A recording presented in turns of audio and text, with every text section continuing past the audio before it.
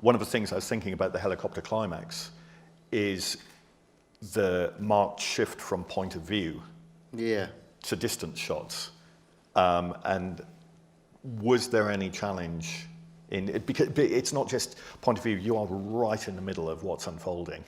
Yeah. And it's almost like a crunching noise, and then suddenly you're pulling back. Yes. Yeah, I mean, it's funny, Chris made a comment post after the film was out about the courage of taking music away and letting sequences run for the energy that is within them, pictorially and with sound design. And I think in those occasions, it was really beneficial to the sound design to have music just punch through on some of the wide, more dramatic open sequences, so that it could define the detailed work that was going on when you're in the helicopter or when the rotors are hitting each other. Or so that kind of dynamic shift, the whole mix ended up feeling very dynamically shifting quite hard, but maintaining as much detail as we could so that you really felt that you were being thrown into the situation, then you're being pulled out of it.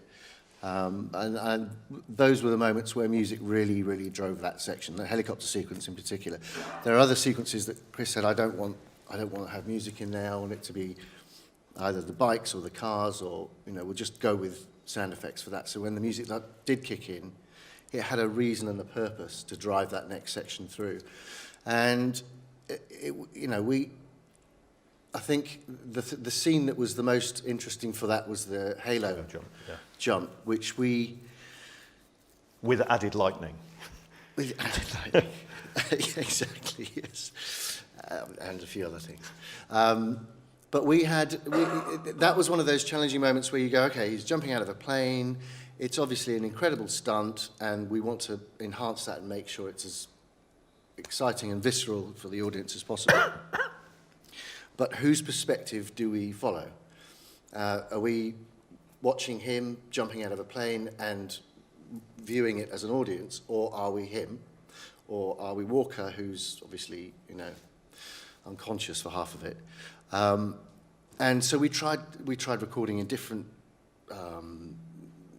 methods of recording, using helmets to record within, and trying all sorts of different textures, microphone techniques. And it ended up being more and more about being in Tom's perspective, because that was the jeopardy, and that was the bit that the audience had to relate to. So the point where he gets hit by the added lightning, and it goes silent, was like, it's interesting hearing everybody talk about the way that we use the tools of our trade. The tools of our trade, the colour that we paint with is sound. And, everybody has different ways of applying it and using it, which is what's so wonderful. And silence is everybody's favourite tool, because it gives you the ability to start again from zero, or go rapidly to zero. And it gives that dynamic shift is so important to being able to make the audience believe that there's more than what they're seeing. And it can be a jolting thing, it can be a very discreet and subtle, emotive thing, but it's still the same thing. It's still the same element that makes people go, I'm not comfortable about this. So that was a very challenging sequence. I wanted it to stay quieter for much longer, and when you've got a room full of people, somebody goes, it's too long, we need to hear something, and then they go, what about a bit of Tom in there? And everyone always goes, yeah, that's great, let's put a bit of Tom in there. But it was a very collaborative process, because we were on it from such an early start, and there was a lot of decisions made about the soundtrack over a much longer period than I'd normally have on a film. And that made it fun. And we're tied into a franchise, so you have to respect the history and the sort of the great work that people have done beforehand on the previous films. So you just try and make it as exciting and as believable as possible.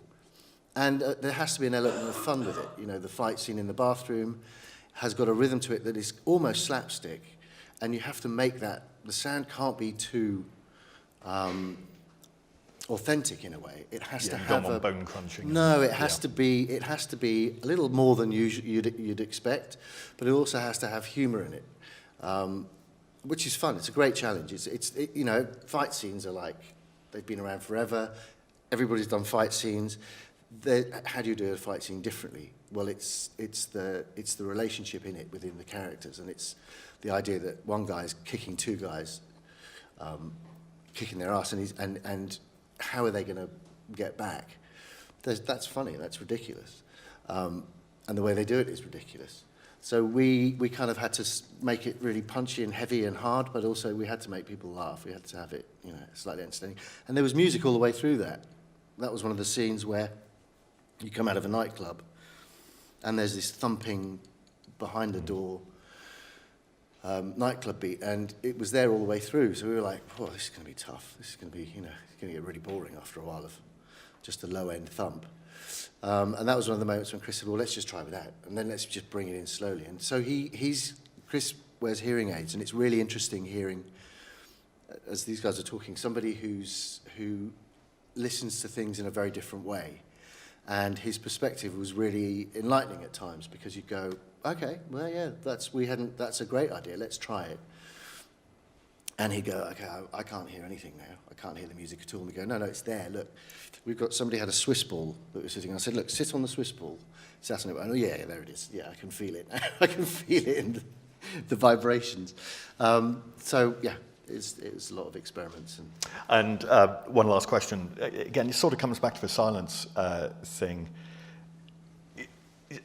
And you sort of touched on it. It's not just having silence, but punctuating silence. For anyone who's not seen it, I don't want to give away, but you think something's happening and then you realize it's not happening in the Paris sequence. That suddenly we're taken back and you realize it's not a dream. Oh, yes. But it's the gunshot. You have a lead up. He's going to do something you don't expect. You hear the gunshot, and suddenly you're brought back. Yeah. It is very interesting to watch an action movie and suddenly for someone to say, "Yeah, you know what? This won't work unless you go against the grain and you don't have sound." One of the things I love about the job that we all do, is that you have those wonderful moments where you're sitting there with everything on the board, all the sound is there. You've gone through and you've mixed it one way, and then somebody will say, well, let's try it a different way. And it's that confidence of somebody saying, I wouldn't mind hearing it just for the next playback. Let me hear it so that there's no sound. And you think you've done everything you could possibly do in every possible way, but there's always another way, and there's always another opinion. And that's one of those sequences where somebody says, why don't we just try it muted? No, well, let's just try it with a bit less. Let's just hold it. Well, that doesn't work. Let's go. So that whole mix process is the culmination of all the attention and all the detail and all the hard work that's gone into recording it and laying it up and having it pre-dubbed. And that moment, that period of time when you're really exploring the opportunities of telling the story with sound purely, it's all your time. It's just the sound people and the picture people are coming in to give their opinions. And it's a wonderful period of time. It's a wonderful experimental. You learn about yourself, you learn about the people you're working with, you get closer to something you thought you couldn't get closer to. So every time we went through a day of mixing, there'd be something that would happen that we'd go, well, that's not how we thought it would work, but that's great, that's brilliant, let's leave it. And a lot of things got left. A lot of things happened really early, and then we'd mix for a week, and then they'd go away and they'd be shooting. We'd send stuff off. As I said, it was a long period of time, but the last month of final dubbing was great. It was really good. It was really entertaining for all of us, I think.